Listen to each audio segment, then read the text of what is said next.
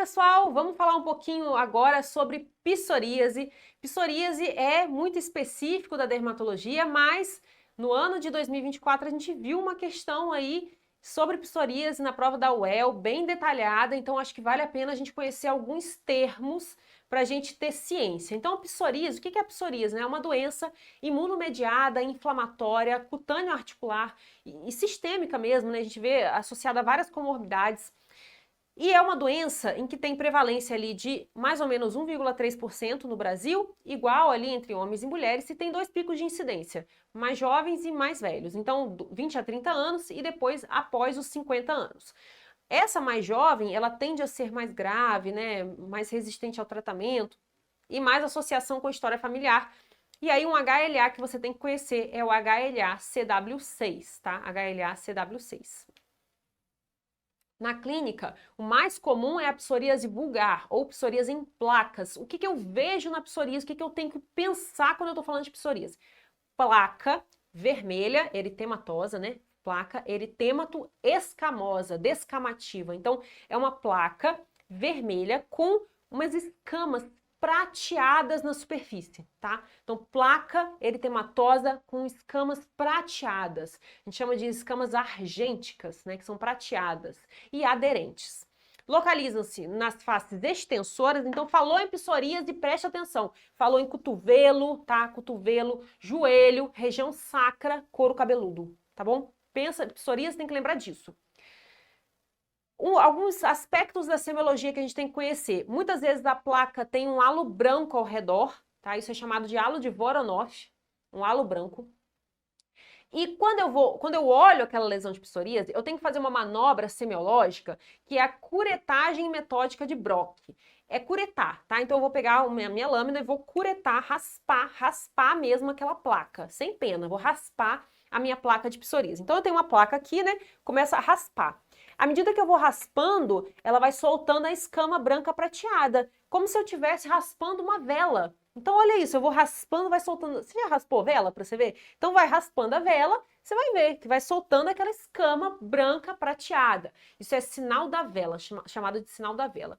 Raspei até o final, lá no final começa a brotar um orvalho sangrante, né?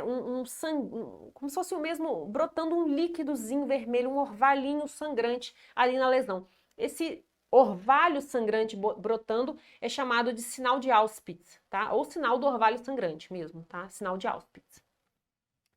Isso é tudo sobre psoríase em placas, né? Psoríase clássica.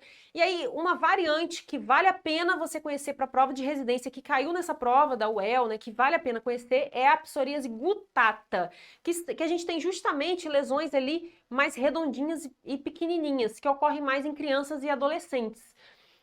Isso está associado, ocorre 2 a 3 semanas após uma infecção de via aérea superior, uma infecção estreptocóxica. Então, mais de uma vez a gente já viu em prova de residência perguntando assim, ocorreu depois de infecção estafilocóxica? Não, estreptocóxica, tá? Então faz um flashcard disso porque é muito importante.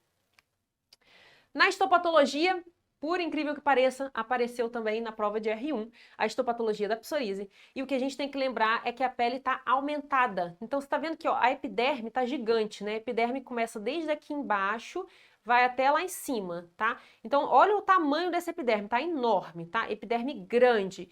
Isso é chamado de alongamento dos cones, tá? Alongou os cones, alongamento dos cones. Tem núcleo na camada córnea, né? A célula chega muito rápido aqui em cima, não deu tempo de perder o núcleo.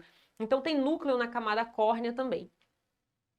E o tratamento, ele envolve tratamentos tópicos, né? Hidratante, muito importante a gente fazer, proteger a barreira cutânea. Então, hidratante é muito importante. Corticoide, primeira linha aí, a gente sempre faz no início, né? Um corticoide para diminuir aquela inflamação. Coaltar, a gente pode associar, e calcipotriol, tratamentos aí que você pode dar continuidade, manutenção. Tratamento sistêmico, fototerapia, né? O paciente teve falha de tratamento tópico ou se já tem indicação de tratamento sistêmico, a gente pode começar com fototerapia, é um tratamento muito bom, mas nem sempre acessível. E aí pode ser que você precise fazer metotrexato, ciclosporina ou retinoides.